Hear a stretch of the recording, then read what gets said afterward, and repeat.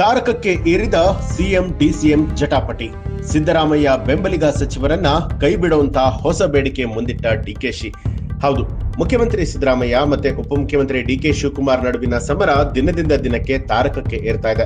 ಒಂದು ಕಡೆ ಮುಖ್ಯಮಂತ್ರಿಗಳ ಆಪ್ತ ಸಚಿವರು ಪ್ರದೇಶ ಕಾಂಗ್ರೆಸ್ ಅಧ್ಯಕ್ಷರ ಬದಲಾವಣೆ ಹಾಗೂ ಉಳಿದ ಅವಧಿಗೂ ಕೂಡ ಸಿದ್ದರಾಮಯ್ಯ ಅವರನ್ನೇ ಸಿಎಂ ಹುದ್ದೆಯಲ್ಲಿ ಮುಂದುವರಿಸಬೇಕು ಅಂತ ಹೇಳಿ ಲಾಬಿಯನ್ನ ನಡೆಸ್ತಾ ಇದ್ದಾರೆ. ಇತ್ತ ಡಿಕೆ ಶಿವಕುಮಾರ್ ಸಿಎಂ ಆಪ್ತ ಸಚಿವರಿಗೆ ಟಕ್ಕರ್ ಕೊಡೋದಕ್ಕೆ ಮುಂದಾಗಿದ್ದಾರೆ.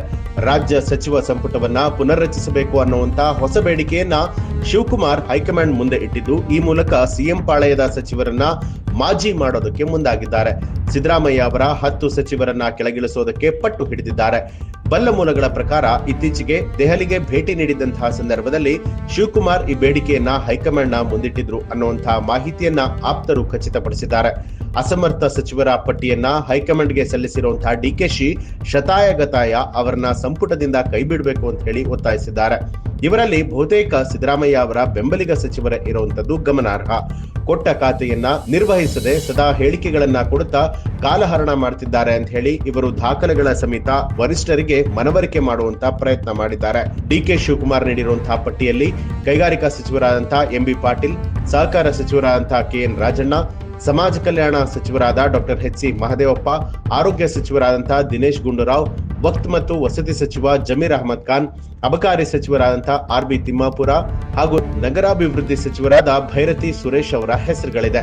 ಇವರೆಲ್ಲರೂ ಕೂಡ ಸಿದ್ದರಾಮಯ್ಯ ಅವರ ಕಟ್ಟ ಬೆಂಬಲಿಗ ಸಚಿವರು ಅನ್ನುವಂಥದ್ದು ಪ್ರತ್ಯೇಕವಾಗಿ ಹೇಳಬೇಕಾಗಿಲ್ಲ. ಕಳೆದ ಒಂದು ವಾರದಲ್ಲಿ ಸಿದ್ದರಾಮಯ್ಯ ಬೆಂಬಲಿಗ ಸಚಿವರು ದೆಹಲಿಗೆ ಒಬ್ಬರಾದ ಮೇಲೊಬ್ಬರು ಭೇಟಿ ನೀಡಿ ಶಿವಕುಮಾರ್ ಅವರನ್ನ ಕೆಪಿಸಿಸಿ ಅಧ್ಯಕ್ಷ ಸ್ಥಾನದಿಂದ ಕೆಳಗೆ ಇಳಿಸಬೇಕು, ಬೆಂಗಳೂರು ಉಸ್ತುವಾರಿ ಅಥವಾ ಜಲಸಂಪನ್ಮೂಲ ಎರಡರಲ್ಲಿ ಒಂದು ಜವಾಬ್ದಾರಿಯನ್ನ ಕೈಬಿಡಬೇಕು ಅಂತ ಹೇಳಿ ಹೈಕಮಾಂಡ್ಗೆ ಒತ್ತಡ ಹೇರಿದ್ರು.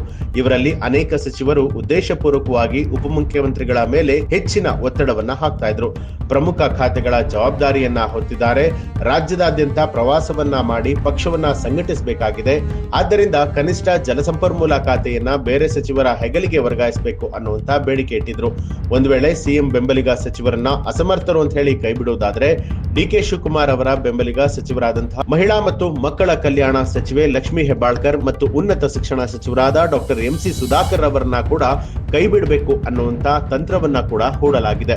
ಸಿಎಂ ಬೆಂಬಲಿಗ ಸಚಿವರ ಪರವಾಗಿ ಸತೀಶ್ ಜಾರಕಿಹೊಳಿ ಮತ್ತು ಕೆಎನ್ ರಾಜಣ್ಣ ಅವರು ಎಐಸಿಸಿ ಅಧ್ಯಕ್ಷ ಮಲ್ಲಿಕಾರ್ಜುನ ಖರ್ಗೆ ಮತ್ತು ಉಸ್ತುವಾರಿ ಸಚಿವರಾದ ಎಐಸಿಸಿ ಕಾರ್ಯದರ್ಶಿ ಎಂಸಿ ವೇಣುಗೋಪಾಲ್ ಅವರನ್ನ ಭೇಟಿ ಮಾಡಿ ಬೇಡಿಕೆಯನ್ನ ಮಂಡಿಸಿದ್ದಾರೆ. ಒಟ್ಟಾರೆಯಾಗಿ ಕಾಂಗ್ರೆಸ್ ಪಕ್ಷದಲ್ಲಿ ಇದೀಗ ಸಿಎಂ ಸ್ಥಾನಕ್ಕೆ ಕುತ್ತು ಬರುವಂತಹ ಸಾಧ್ಯತೆಗಳು ಹೆಚ್ಚಾಗಿದ್ದು, ಮುಂದೆ ಏನಾಗುತ್ತೆ ಅನ್ನೋದನ್ನ ಕಾದ್ ನೋಡಬೇಕು. ಈ ಬಗ್ಗೆ ತಮ್ಗೆ ಏನನ್ಸುತ್ತೆ ಅನ್ನೋದನ್ನ ಕಮೆಂಟ್ ಮಾಡಿ ತಿಳಿಸಿ. ಹಾಗೆ ಯಾರೆಲ್ಲ ಎನ್ಸಿಬಿ ಟೈಮ್ಸ್ ಮೀಡಿಯಾ ಚಾನೆಲ್ ಅನ್ನ ಸಬ್ಸ್ಕ್ರೈಬ್ ಮಾಡಿಲ್ಲ, ತಪ್ಪದೆ ಸಬ್ಸ್ಕ್ರೈಬ್ ಮಾಡಿ ಬೆಲ್ ಐಕಾನ್ ಒತ್ತಿ.